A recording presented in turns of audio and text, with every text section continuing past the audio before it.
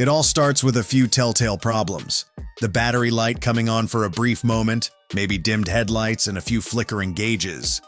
Perhaps your car even gives off an odd smell, or you hear a growling sound coming from under the hood. Most likely, it's one of many bad alternator symptoms, and without some attention, the alternator can cause car trouble ranging from slow starts all the way up to a dead car. Because the alternator is connected to other vehicle systems, any mechanical auto problems can have an effect on its function and have an effect on diagnosing car problems. Paying attention to the 10 trouble signs on this list can make it a little easier to diagnose car trouble caused by the alternator. Within the instrument cluster of most cars built in the last decade is a warning light dedicated to signaling an alternator issue. In most cases, the light is shaped like a battery, though some show ALT or GEN, meaning alternator or generator, respectively. In some older cars, the alternator is referred to as a generator, which may be helpful to know if you're looking through the owner's manual or a shop manual. Many people see the infamous warning light and instinctively think they have a battery problem, but that's not really why the light goes on. This light is linked to computer systems within the car, monitoring the voltage output of the alternator. If the alternator's output goes below or above a preset limit, then the dash light comes on. Once the output is within range, the light remains unlit.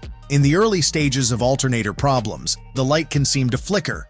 It is on for just a second and then off again. Or maybe it lights up only when accessories are activated.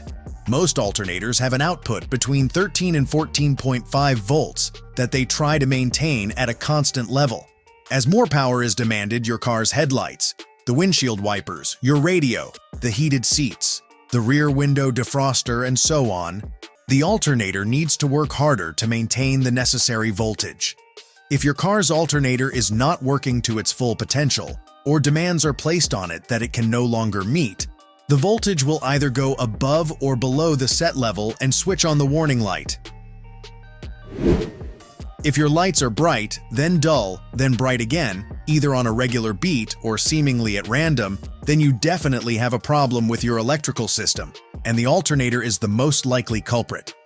The reasoning is the same as if the lights were simply dim. The alternator just isn't generating enough juice to keep the lights going at full strength. And instead of dimming all of the lights in response, your car is trying and failing to maintain the proper lighting output. If you want to be sure that the problem is a failed alternator rather than something else in the electrical system, simply look for a pattern. Can you pinpoint that the lights flicker when you do something else that draws electricity, such as turning on the radio, adjusting the climate control, or using your power windows? That will be the key to helping you narrow down the possibilities, since it demonstrates your lights are flickering in response to the extra load on the system. As you continue to watch this video, you'll see that a failing alternator simply can't keep up with all of the things you ask your car to do during a typical drive. While not technically an alternator problem, a car that won't start is a definitive sign that there's a problem in the starting system. When the key is turned, you'll hear a telltale clicking of relays ticking over, but nothing else happens. After a time, even that noise stops. The immediate problem is usually a dead battery, but you need to ask, why is it dead? When an alternator begins to fail or fails outright, the car's battery begins to take up the slack, rather than acting as a capacitor for the system by receiving a constant infusion of electrical power from the alternator. However, even the best car battery will run down eventually, leaving you stranded in the driveway, or worse, on the side of the road. Car batteries in gasoline cars are not designed for long-term power use. They're designed to provide your vehicle with enough electrical oomph to start by juicing the starter motor with a surge of power and getting the whole works spinning. In other words, a bad alternator can get your attention by killing your car's battery, even if the battery wasn't the problem to begin with.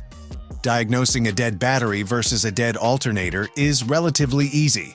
Simply jump-start your car and then remove the jumper cables as quickly as possible.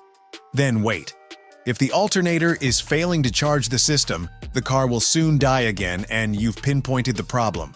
However, if the car runs and continues to run, then the likely problem is with the battery.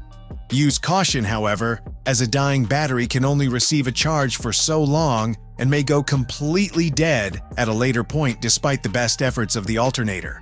You can test the battery with a voltmeter, and most auto stores have the facilities to check a suspect battery, usually free of charge.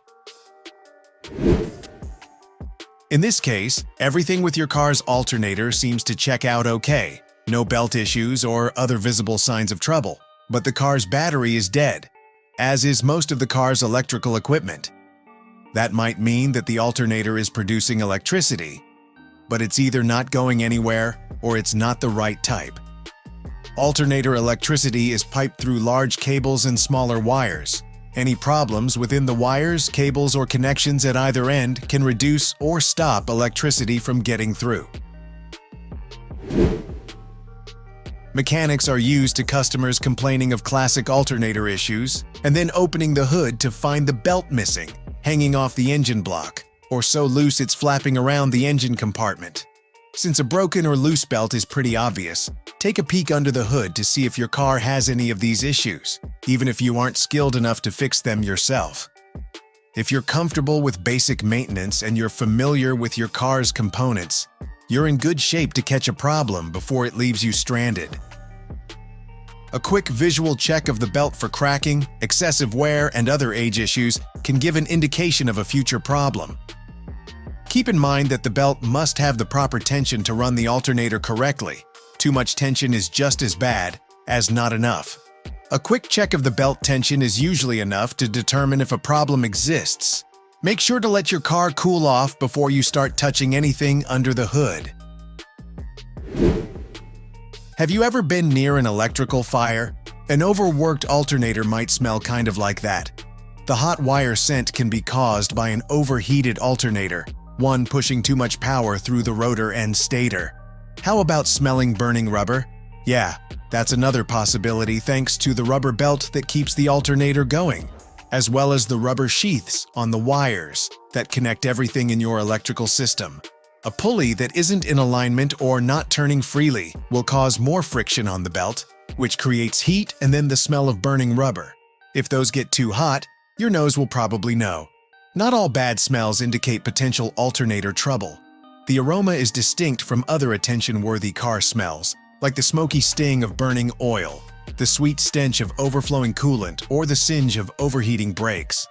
Of course, none of these things are good, so if you smell any of them, get them checked out. And keep in mind that the absence of a bad smell doesn't mean everything is okay. In other words, a bad electrical smell will help you narrow down the source of your trouble, but it's possible the alternator could be failing without any of these accompanying odors. Are your power windows whining at your simple command to open or close? Did the power sunroof get stuck open? Modern car features are great right up until the moment they're not, and the complex computers and wiring systems that operate our power accessories lend more opportunity for something to go wrong. It's possible, of course, for any of these features to break at any time. Motors go bad, wires get crossed, and all manner of glitches can happen. If you notice one electrical quirk, you'll want to get that specific feature checked out. If you're experiencing several issues at once, though, it's probably not a coincidence. Your alternator is one of the most likely sources for electrical problems, and you might not even notice that your car is running with reduced electricity until you make additional demands on the system, such as turning on an interior light or trying to adjust your windows. Avoid using these features as much as possible until you can get your car checked out to reduce the chances of actual alternator failure.